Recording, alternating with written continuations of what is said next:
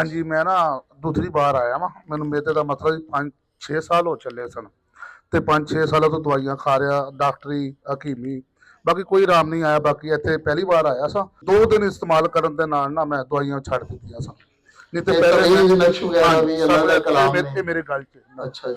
ਤੇ ਉਹ ਮੈਂ ਨਾ ਜਦੋਂ ਤੱਕ ਦਵਾਈ ਨਹੀਂ ਖਾਂਦਾ ਸਾਂ ਤਾਂ ਮੈਂ ਕੰਮ ਤੇ ਨਹੀਂ ਜਾ ਸਕਦਾ ਸਾਂ।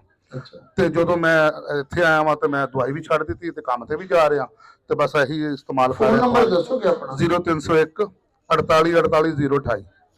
ਅੱਛਾ, ਹੁਣ ਤੁਸੀਂ ਤਬੀਅਤ ਠੀਕ ਹੈ? ਬਿਲਕੁਲ ਠੀਕ ਆ। ਸਿਰਫ ਇੱਕ ਵਾਰੀ ਆਉਣ ਨਾਲ ਜੀ? ਹਾਂਜੀ, ਇੱਕ ਵਾਰੀ ਅੱਜ ਦੂਜੀ ਵਾਰੀ ਆ, ਹੁਣ ਦੂਸਰੀ ਵਾਰ। ਅੱਛਾ, ਕਿੰਨੇ ਸਾਲ ਤੋਂ ਬਿਮਾਰ? 5-6 ਸਾਲ ਹੋ ਚੱਲੇ ਸਨ। 5-6 ਸਾਲ ਚ ਕਿੰਨੇ ਕੁ ਡਾਕਟਰ ਬਦਲੇ? ਮੈਂ ਮੇਰਾ ਖਿਆਲ ਕੋਈ ਹਜ਼ਾਰਾਂ ਹੀ ਬਦਲ ਲਏ ਨੇ। ਕੋਈ ਹਕੀਮ, ਕੋਈ ਡਾਕਟਰ, ਕੋਈ ਜਿਹੜੇ ਮਤਲਬ ਕਿ ਦਵਾਈਆਂ ਦੇਸੀ ਦਿੰਦੇ ਨੇ, ਡਾਕਟਰੀ ਦਵਾਈਆਂ। ਪੈਸੇ ਕੋਈ ਅੰਦਾਜ਼ਨ ਕਿੰਨਾ ਕੁ ਪੈਸਾ ਤੁਸੀਂ ਲਾਤਾ? ਮੈਂ ਤੇ ਦਵਾਈਆਂ ਤੇ ਜੀ ਸੁਲੇਮਾਨ ਹਕੀਮ ਯਾਦਗਾਰ ਦੇ ਕੋਲੇ 70,000 ਦੀ ਦਵਾਈ ਉਹਦੇ ਕੋਲੋਂ ਖਾਧੀ ਸੀ।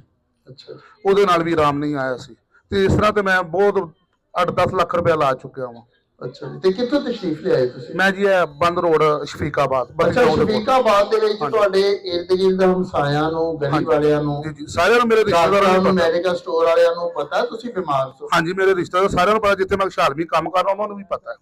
ਯਾਨੀ ਕਿ ਲੋਕ ਗਵਾਹ ਨੇ? ਹਾਂਜੀ, ਗਵਾਹ। ਤੇ ਦਰੂਦਮਲ ਦਾ ਇੱਥੇ ਤੱਕ ਕਿੰਜ ਪਤਾ ਚੱਲਿਆ ਸੀ ਤੁਹਾਨੂੰ? ਇਹ ਜੀ ਮੈਂ ਮੇਰੇ ਮੋਬਾਈਲ ਤੇ ਨਾ ਮੈਂ ਨੈਟ ਤੇ ਦੇਖਿਆ ਸੀ। ਅੱਛਾ, ਤੇ ਨੈਟ ਤੋਂ ਵੇਖ ਕੇ ਯਕੀਨ ਆ ਗਿਆ? ਹਾਂਜੀ, ਆ ਗਿਆ।